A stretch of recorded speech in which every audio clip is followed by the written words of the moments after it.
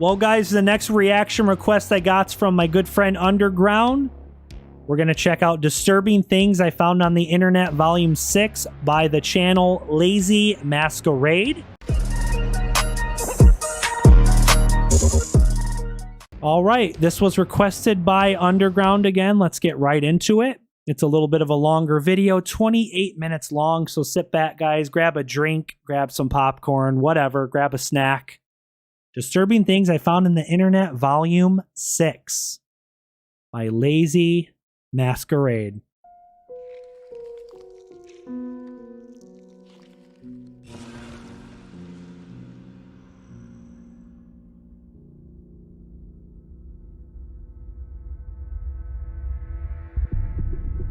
They say you can never have too much of a good thing, but to paraphrase the great alchemist Paracelsus, anything can be a poison. It all depends on the dose. And this first case is a testament to that. That is true. Even a lot of something good can be bad if it's too much. Sacramento's KDND was one of several radio stations owned by media giant Entercom, and began life as 107.9, The End, broadcasting your typical FM fare. Cheesy DJ banter, interspliced with radio-friendly pop and rock hits. During the mid-noughties, the station's morning rave show was undoubtedly its biggest draw. As its name implies, it aired during the morning rush hours, and was hosted by KDND's most popular DJs, Lucas Cox, Steve Maney, and Trish Sweet. Nice. Despite its relative popularity, the trio still wanted to improve their ratings. In a bid to do so, they decided to host an on-air contest, the Hold Your Wii for a Wii competition, which was set to take place on January 12th. Gosh, I remember when the frickin' Nintendo Wii was all the rave. My grandparents bought a Nintendo Wii. I used to always play the tennis and the bowling on it when I was like probably 11 or 12 years old. A long time ago. The Wii was so freaking popular. 2007. Yep, 2007. They advertised the event on the station's website as follows. We managed to get our hands on another one of this year's hottest gifts, a Nintendo Wii. We're going to give it away on Friday morning. You still have your Wii RCP? Nice. For a long time. We're having you drink water every 15 minutes, and the last person to go to the bathroom wins the Wii. And it really was as simple as that. A group of hopeful... That does not sound healthy. People drinking water and the last person to use the bathroom wins the Nintendo Wii? I bet someone's bladder is going to like explode or something. Someone's going to have to go to the bathroom so bad and they're going to hold it because they want to be the winner and win the Wii. Oh, something bad's going to freaking happen. Contestants would have to drink a standard bottle of water every 15 minutes without opening the floodgates. Every 15 minutes? As expected. Dang. A lot of people applied to take part in the challenge.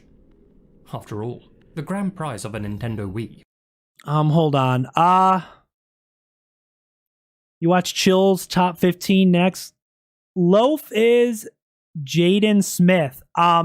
If you want to request a scary reaction, it's $1 per minute. So however long the video is, you can use Super Chat or the link in the description to Streamlabs. I have a list in the description of channels you can request videos from, like scary videos. So if you want to request a video, Loaf, you can do that. And I can react to it after this. It was an enticing draw. Back in 2007, Wiis were like gold dust, and almost impossible to find in North American stores. In total, 18 of the applicants were invited to participate. One of them 18. was 28-year-old mother of 3, Jennifer Strange. Oh, don't tell me. Don't tell me something happens to Jennifer. She has 3 kids? 12th, she and the rest of the contestants were led into the station's competition room, an area separate from the recording studio. This is not going to end well. At 6:45 a.m., nope. They were each given their first 240-milliliter bottle of water, which they had to finish within the 15-minute time limit. After that 15 minutes, they'd be given another. The first bottle, of course, went down easily, and the second went down much the same. Fearing they had made the competition too easy, the DJs decided partway through Trout W. You got mad at it. All the participants accepted the rule change with good humor. But it wasn't long before they all started to complain about... Wait, what was the rule change? All the participants accepted the rule change with good humour. But fearing they had made the competition too easy, the DJs decided partway through to double the amount of water that the contestants had to drink. Oh, double the water. So every 15 minutes, instead of 1 bottle of water, every 15 minutes they'd have to drink 2 bottles of water, which is like 30 some ounces of water. So I think each bottle of water has like 16 ounces of water. That's a big deal, though. They're like, oh, we made this too easy. Instead of 1 bottle of water, you have to chug 2 bottles of water now. Oh, gosh. All the participants accepted the rule change with good humour. But it wasn't long before they all started to complain about stomach pains and headaches. In between bottles, the hosts would chat with the contestants individually and joke with them about their discomfort. Jennifer, I heard that you're not doing too well. My head hurts. They keep telling me that it's the water, that it'll tell my head to hurt and then it'll make me puke, but... Who told you that, the intern? Yeah. That's one of those over there? Like, it hurts, but it makes you feel lightheaded, so I'm not sure if I'm just like... This is what it feels like. If I have an idea of where this is heading, this story, it's crazy to think that like you could actually die from drinking too much water and not going to the bathroom. That's crazy. I've never thought about that. This is what it feels like when you're drowning. Oh, let's hope that's not a freaking omen or a freaking foreshadowing of what's going to happen. When you're drowning, there's a lot of water inside of you. Oh, it hurt. When DJ Lucas joked that this is what it feels like when you're drowning, Yeah, I had a good he Father's wasn't Day. entirely wrong. Like anything, water can be lethal if consumed in high enough quantities. Wow. And despite standing on solid ground and breathing in air, Jennifer was in Fishing that very West moment, Virginia, what's drowning up? internally. What? More specifically, Jennifer was feeling the effects of water intoxication. Water intoxication. That's hyperhydration. crazy. Water intoxication is an often fatal disturbance that occurs in the brain after excessive water intake. We all need water to survive, but consuming too much too quickly will lead to a rapid dilution of the blood's electrolyte levels. To balance out those levels, I literally never thought of this. If you drink too much water, you can like freaking die? It's crazy. the excess water is absorbed by cells throughout the body, including those in the brain, causing them to swell and grow in size. As the brain balloons, what's up, Jarrett? pressure inside the skull increases, leading to headaches, personality and behavioral changes, confusion, irritability, and drowsiness. Other symptoms include breathing difficulties, muscle weakness, twitching, cramping, nausea. J. Crew, a what's dulled ability wrong? to perceive and The interpret video? sensory information. What's up with the sad and, emojis? Ironically, thirst. Thirst? If the What? cells in the brain swell too much, they can apply pressure to the medulla oblongata, the portion of brainstem which connects to the spinal cord. If left unchecked, So if you drink too much water, then you'll start to feel the effects and feel more thirsty even though you drank too much water? What the heck? this will inevitably result in brain damage and eventual death. Brain damage? Dang. Hyperhydration is tremendously rare. Under normal Oh, really, circumstances, Chelsea? an ordinary person is highly unlikely to drink enough water for it to become toxic. Nearly every documented case has been the result of marathon runners drinking too much water to stay hydrated, and people consuming too much liquid in water drinking competitions. Just a few years prior to KD&D's contest, a Chico State University student named Yeah, Matthew loaf, Carrington for sure. died in a hazing ritual gone wrong, one that involved forced water consumption. His case was highly publicized, and as all three DJs mentioned live on air, they were well aware of what happened to him. Oh, dude. Can't you get water poisoning and, like, die? Your body is 98% water. Why can't you take in as much water as you want? I don't know. That poor kid is... I know. Is that true? Is your body really 98% water? That percentage seems kind of high. I'm not sure if this DJ guy talking is just talking out his ass. Is that correct? Someone look that up. I'm curious. Is our bodies really 98% water? I know it's a very high percentage, but I don't think it's 98%. That seems awfully high. That's what I was thinking. Yeah, well, he was doing other things. Maybe we should have researched this I don't know. before. As the competition went on, and contestants continued to complain about their discomfort, concerned callers rang in and tried to warn the hosts that they may be dying. "Those people drinking all that water can get sick and possibly die," said one caller, a qualified nurse. Okay, around, 60% seems more correct. The guy on here is like, your body's 98% water. I'm like, it's not, it's 98%. There's a lot of water in our body, but it's not 98%. I see a lot of people saying 60%. Yeah, that sounds more correct in my opinion. "We're aware of that," replied DJ Lucas. "Yeah, Thanks for requesting this, Underground. This is very interesting. I haven't reacted to a Lazy Masquerade video in a long time, so this is very interesting but disturbing at the same time," replied his co-host. "They signed releases, so we're not responsible. We're okay." What the frick? People are calling into the radio station saying this is dangerous. What, this is 2007, right? People are calling in saying it's dangerous to drink too much water. Oh, they signed releases. If they die, oh, we got their signature. We're not going to get sued. Our hands are clean. We don't care if they die or something happens to them. They signed a release form. You frickin' idiot. Okay. They keep talking about this lady Jennifer. She has 3 children. If this lady Jennifer passes away and she had 3 children, the stupid radio station challenge just took a mother away from 3 children over a stupid challenge. The contestants, who were drinking their water in a separate room, didn't hear any of these concerning remarks. As would come to light, the releases Thanks, they Underground. signed didn't include any risk-to-life clauses. Risk to life? Oh, As the show God. went on, the herd thinned. Some contestants couldn't hold their bladders. Others simply tapped out. At least one of them threw up. And several, including Jennifer, complained about severe pain. Still, she and a few others stuck the contest out to the end, drinking bottle after Jeez. bottle of water. In less than 3 hours, Jennifer had consumed nearly 2 gallons of water, just over 9 liters.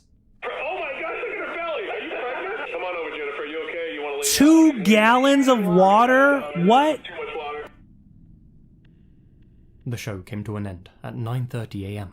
with Jennifer DK, I think you're a great YouTuber and a good person. Thank you for giving us videos over the years. Loaf, well, thank you for watching. I've been on YouTube for over 6 years now, which is crazy. And I still have a great community, subscribers who watch my live streams, watch my videos. So I appreciate the nice comment.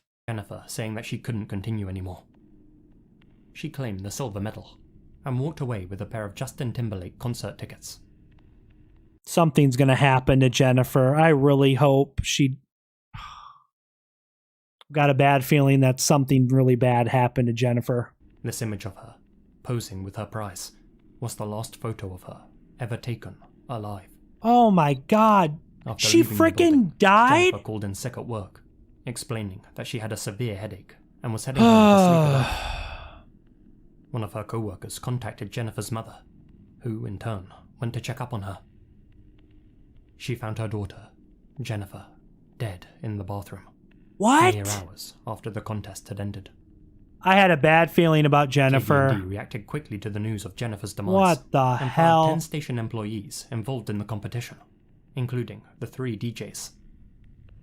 But despite masterminding this fatal... That is so freaking sad. Rest in peace to her. All over freaking, what, Justin Timberlake tickets and trying to win a Wii? It's not worth your life. game show, and admitting live on air that they were aware of the risks. Neither Lucas Cox, Steve Maney, or Trish Sweet faced any legal consequences for Jennifer's untimely end. Nobody got in trouble? All Wow. 3 hosts went on to find work at other radio stations, and are still DJing to this very day. Thanks, Trout Two W. of the DJs, Appreciate it, man. Lucas and Steve, even went on to sue KD&D's parent company, Entercom, for the wrongful termination of their contracts. They both settled out of court for undisclosed amounts.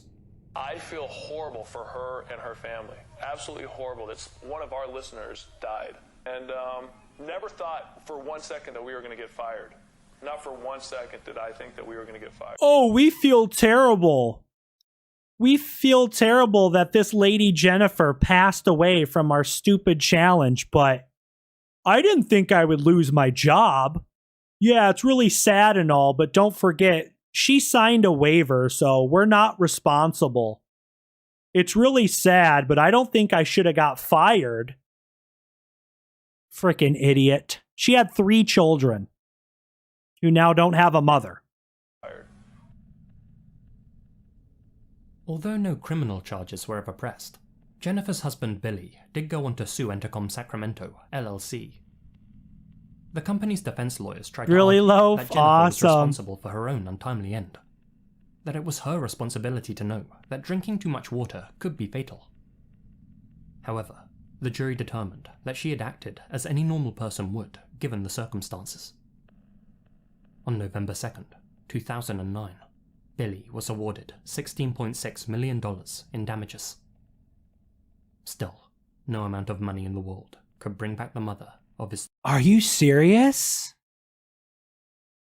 Like they just said, nothing's going to bring back his wife and the mother of his children, but 16 million? He got that much money? Oh my God. That's life-changing money. It's not going to bring back his wife. No amount of money is worth losing his wife, but 16 million? At least he got something to help his family because now he's a single father. That's a lot of money. Damn. 3 children. He described getting used to life without Jennifer as a Wow. one step at a time process. Hey, Carter, is anybody dying in there? We got a guy just about to die. Oh, good. Make sure you sign that we laugh at that. Make sure he signs the release. Get the insurance on that, please. They're joking about the signing the waiver again. Oh, so make sure and have him sign the waiver. Wow, that was incredibly sad. That's story number 1. We have 2 more stories here.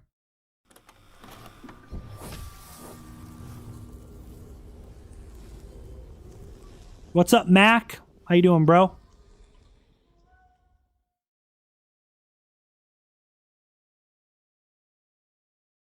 The Sleep Watcher. Have you seen this man? I've seen this picture Of course you have. before. This man is, well, this man. A guerrilla marketing ploy turned urban legend, famous the internet over. What's up, and who I Adam? talked at length about How you in doing? my infamous Hoaxes Iceberg video. But how about this man? Have you seen him? For your sake, I hope not. This is the face of the Cape Intruder. Much like this man, I've never he also seen made his the appearances to second people one. while they were fast asleep, dreaming in their beds. But unlike his uncanny counterpart, the Cape Intruder was, actually, real. The Sleep Watcher? That's freaking creepy. Elizabeth. Hell no. An affluent and picturesque town with an Do any of you guys live in the state of Maine? I don't think I've had anyone in my chat say they live in Maine, but I'm just curious. Do any of you guys live in Maine? and no criminal activity. The type of place where residents left their doors and windows unlocked at night. But that all changed in 2005. Throughout that year, many local households were visited by the same shadowy individual, the Cape Intruder. In the dead of night, this still unidentified man would creep into the homes of sleeping families and singletons alike, silently make his way into their bedrooms, What? and then just stand there and watch them sleep. In some cases, the residents he targeted would wake up in the middle of the night. So this guy, the Sleep Watcher, or the Intruder, whatever his name is, he didn't even steal anything or hurt anybody. He would just walk into people's houses and watch them sleep? That's a little more disturbing than if someone just like broke in and tried to rob the place. Because like, why are you just standing there watching me? and see this sinister figure standing right beside their bed, looming over them. Eyes wide. Body Hell motionless. no. You're right, Ryan. Hell The no. man always escaped before anyone could subdue him. As the year went on, the local authorities received dozens of reports from terrified locals who had all awoken to see this man watching them.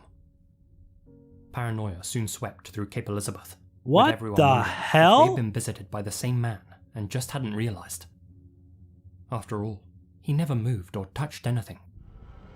The only things he stole were his victims' privacy and their sense of safety. He didn't steal anything. He It's just unknown how many homes he stood snuck into there and exactly, stared at or how many people? sleeping people Oh he my gazed upon. god, that's weird. For all we know, the majority Hell of his no. victims never even noticed his presence. Those fortunate, or unfortunate enough, to wake up and actually meet the intruder face to face described him to a police sketch artist, who came up with this composite of the Cape Intruder. I bet this guy wouldn't sneak into angry grandma's house and watch her while she's sleeping. Granny would wake up and say, "What the fuck are you doing in my house? Get the hell out of here." Granny, angry grandma would beat his ass.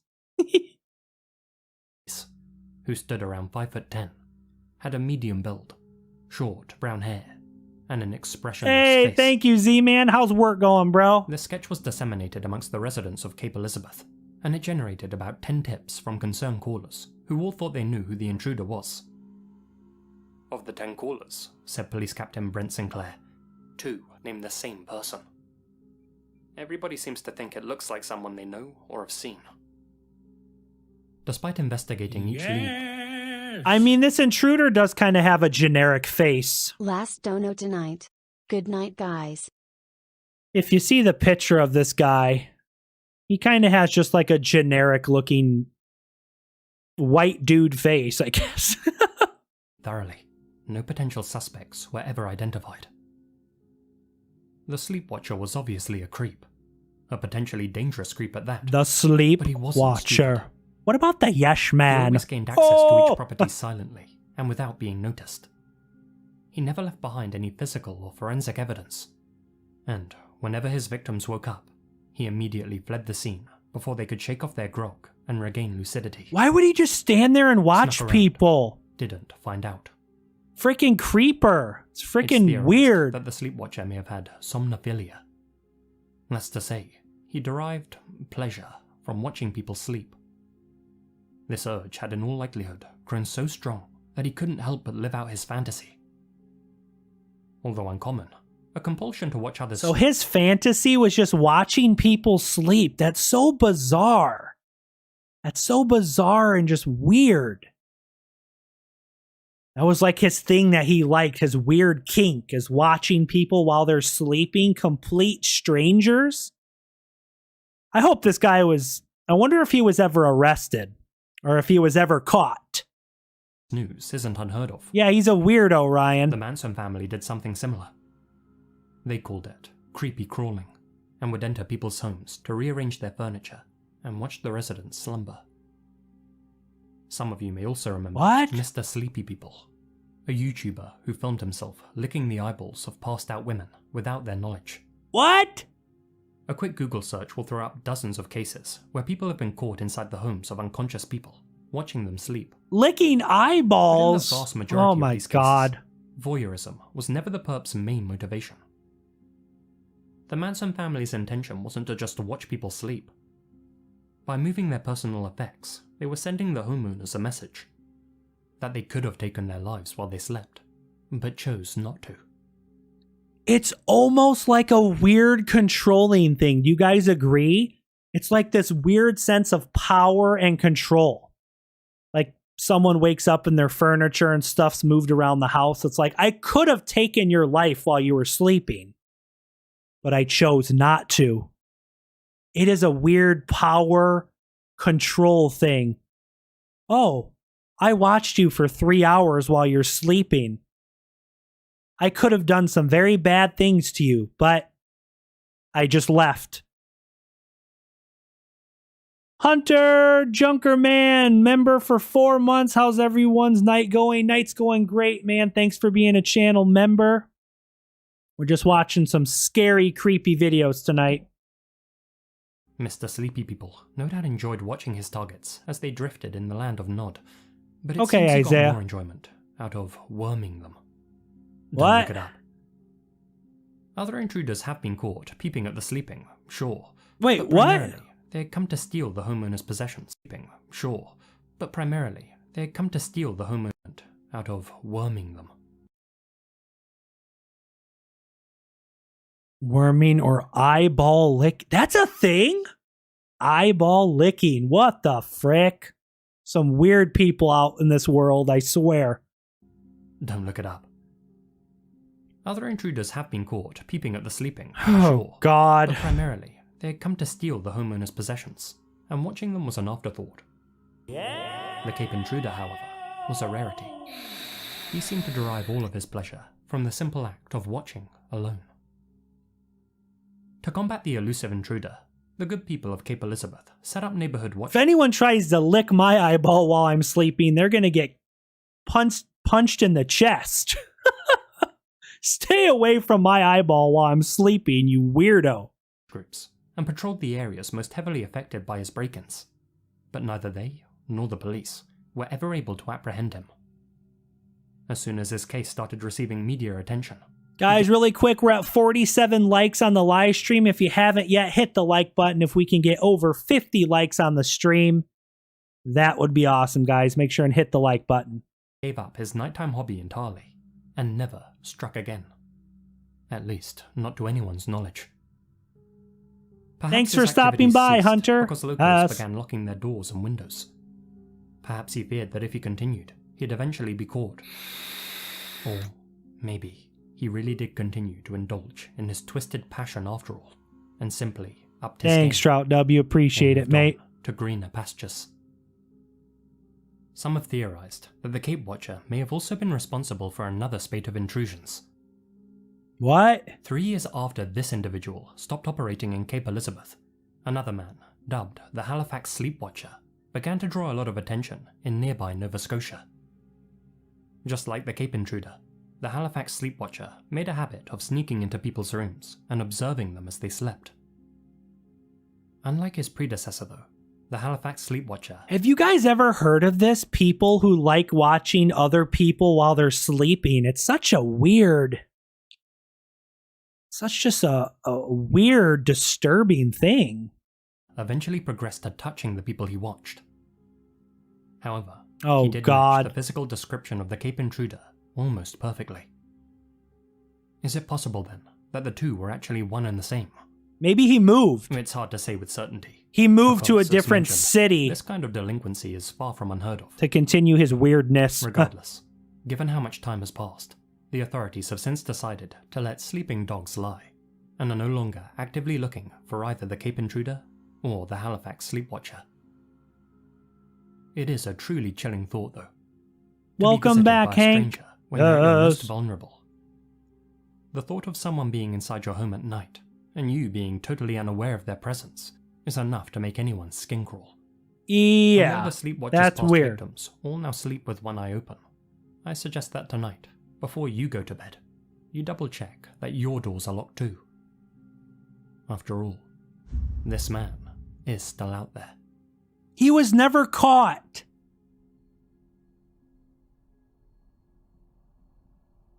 They never caught his weird ass. This says the Craigslist ad. Disturbing things I found on the internet, volume 6. That's what I'm reacting to. If you just came into my live stream. Craigslist has This was requested by Underground. something of a reputation amongst true crime and horror fans on YouTube, and this next case exemplifies why. On the 24th of May, Oh, yep. Z-Man didn't hijack the stream this time. No more hijacking my stream, Z-Man. 2012, an anonymous user placed an ad on Craigslist, saying they were looking for a male actor to feature in a personal movie they were making. Personal This movie. actor needed to be good looking, had to be a male between 18 and 35 years of age. Hey, and was required to 55 send in likes. photos of his Ass. face and body. Now, to most readers, it was obvious what this poster was actually advertising. Coming across an ad like this on Craigslist is hardly a rare occurrence, and so it didn't come off as unusually suspicious to most regular users. Several people responded to the post, though the one the advertiser selected for the job was 33-year-old. What am I doing after the live stream? I'm not sure, Hank. Maybe working on some videos or something. I'm not sure. Jun Lin, otherwise known as Justin, a computer engineering student from China. He had arrived in Montreal in 2010 with limited English abilities, but quickly fell in love with the city for how safe and open it was. The thought that a monster could be lurking in its streets, or indeed on its online selling pages, hadn't occurred to him. The Craigslist ad had been placed by a 29-year-old man named Eric Newman, or as he had legally changed his name to, Luca Rocco Magnotta. His face may look familiar to you. He was the subject of the Netflix docuseries Don't Fuck with Cats, but we'll get onto that shortly. I feel like I've heard of this story before. It sounds very familiar. The same night the ad was posted, Jun arrived at Luca's apartment on DKRACK Boulevard. This surveillance footage shows the pair entering the building together at 10:17 p.m. That was the last time Jun Lin was ever seen alive. Unfortunately, Jun was unaware of what type of person Luca Magnotta was. A man with past convictions for fraud. Yo, what's up, Lip? Okie Berries, how you doing? Is Nancy streaming right now? An impersonation, amongst other things. A diagnosed schizophrenic, Luca received a disability allowance from the Canadian government, an income which he supplemented with money he made selling his body online to men. Luca had also performed in several Blue movies by the time that he met Jun, so you'd be forgiven for thinking that his Craigslist ad was a money-making ploy. Get some young, oblivious guy over, film a scene using a hidden camera, upload the video online, and profit. Oh, taking the night off. I'm doing good, But bro. that wasn't the type of movie he was planning on making. Hey, Lip, message me on Facebook, bro. I don't know what you're doing tonight. Maybe we can do a hangout call sometime. I'm not sure what I'm doing after the stream here in a little bit. If you want to hang out, maybe we can talk. Unless you're at work tonight, Lip, I'm not sure what you're doing. In the past, Luca had gotten into trouble for uploading videos of himself to the web. Videos in which he tormented and killed cats. Oh, God. 2 years prior, he Frickin' had uploaded a video to YouTube titled One Boy, Psychopaths. 2 in which he used a plastic bag and a vacuum cleaner to snuff out 2 felines. A second video showed him submerging a cat in a bath full of water until it expired. A third saw him feeding a cat to a python. Those who do terrible things to animals tend to move on to humans eventually. And yeah, it's called a frickin' serial killer is what it's called. Mere hours after Jun stepped into Luca's apartment, an 11-minute video appeared on various shadowy corners of the internet. You may have heard of it. One lunatic, one ice pick. I've heard of that before, but I've never infamous video watched the video. An East Asian male tied up in his bed. Despite the video's title, the victim's life was actually taken using a screwdriver and a sharp kitchen blade. Damn! Luca repeatedly punctured the tied-up man using these tools before dismembering him. He then performed all acts on the remains. Oh my God. Luca then filmed himself using a knife and fork to remove some of the man's flesh and had his dog chew on the body. What? An extended cut apparently includes scenes of cannibalism. Throughout the clip, this New dude is Orleans crazy. can be heard playing in the background. Concerned viewers tried to report this home movie to the authorities, Oh but my they initially brushed God. it off as a hoax. However, when it came to light that this was a legitimate snuff film, it didn't take the police long to link the victim in the footage to human remains found across Canada. As you've probably guessed, it was Jun Lin. Across Canada? As would come to light, What? Luca had advertised the release of his home movie online 10 days before he actually took Jun's life. This hadn't been a spur-of-the-moment decision. Luca had been planning to commit a slaying for quite some time, and taking a stranger's life was Really, just the start dubstep? of his morbid Damn. plan. After killing Jun and filming the entire incident, he proceeded to dispose of the body. noticed the yellow shirt that Jun Wow. was wearing when he arrived at Luca's apartment that night. Luca was wearing it the following day as he threw pieces of Jun into the garbage. Luca also disposed of several tools outside his own apartment. Why is he including a pair of wearing scissors, his shirt? 2 blades, a screwdriver, an oscillating saw, and a hammer. Is that just another twisted level of this whole situation as he's wearing the guy's shirt that he got rid of? He's wearing his shirt. What the frick? Several days after One Lunatic, One Ice Pick was uploaded, Jun's torso was found in a suitcase. Thanks for outside an apartment subscribing, building in Wall. Snowdon. Luca mailed the rest of Jun's remains to various schools and government buildings across He should be Canada. in jail. A package containing Jun's right foot was delivered to St. George's School in Vancouver. His left foot was delivered to the national headquarters of the Conservative Party of Canada. The box had been marked with a love heart. His right hand was mailed to False Creek Elementary School. A final parcel containing What Jun's the left hand, frick? addressed to the Liberal Party, was intercepted in a processing facility. Finally, on June 1st, Jun's head was found at the edge of a small lake in Anrignon Park, Montreal.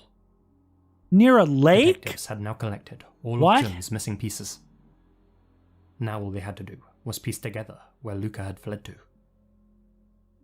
The day after slaying Jun, Luca had bought himself a plane ticket to Paris, France. On May 31st, 2012, Interpol issued a red notice for his arrest and extradition. Using a fake passport with the name Kirk Trammell, Luca had been able to travel across Europe and eventually wound up in Berlin, Germany. He was finally captured on June 4th. He's in inside an prison internet now. cafe, He's reading in articles prison about now. himself online. After being flown back to Montreal, Luca pled not guilty to all of the charges brought against him, including first-degree murder and committing an indignity to a body. Wow.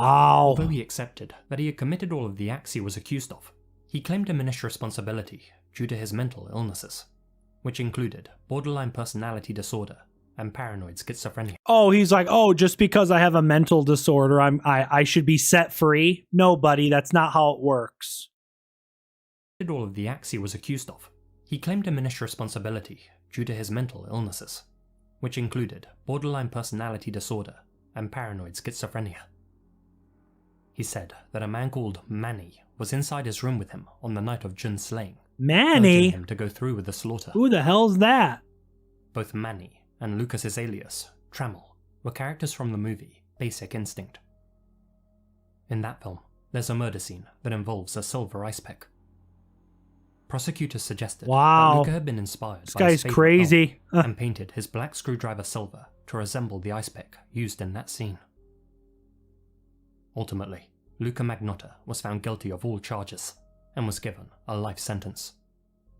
He'll be eligible for parole after serving 25 years. It seems Luca is enjoying his time behind bars though. What does that mean, eligible for parole? Does that mean there's a chance they could let him out of prison? I'm outside the majority of the time. I play a lot of video games, he said. We all have our own TVs. I have painting classes, and I exercise a lot. Oh, I get to be outside. I have a TV and painting classes, and I freaking murdered a man. Oh, sounds like he's having a good time in prison. I practice language studies. People He need should be locked up in a cell with nothing to do. to be proud of their accomplishments. Know your value, and share it with everyone. While in jail, I know, he Lip, signed it's up crazy, to an bro. inmate dating website, Canadian Inmates Connect. He married a fellow inmate in 2017, and his mother continues to campaign for his early release. What? Interim Liberal leader Oh, Bob Rae God. asked Canadians to stop focusing on Luca Magnotta and instead remember the victim, Jun Lin. Let's not forget that a young man was killed in the most terrible of circumstances, said Mr. Rae. He came to Canada. Yeah, it's like everyone's just forgetting about this guy here who was killed. And just let's let Luca free, let him out of prison. To improve himself and to improve his life. And now he's gone. Wow. His family in China is mourning, and his friends are in mourning, and all of Canada should be mourning for the person we've lost, rather than celebrating the notoriety of Mr. Magnotta. Junlin was known for his ambition, kindness, and aspirations for a better future. Man, rest in peace, man. We can only grieve the Jeez. fact that his own future was taken away from him in such a cruel manner. That's a terrible way to die. G. Well, all right, guys, that was Disturbing Things I Found on the Internet, Volume 6 by Lazy Masquerade. This video was requested by Underground. Again, thanks for requesting that, man. That was a very interesting and disturbing video, but it's pretty entertaining in a weird way.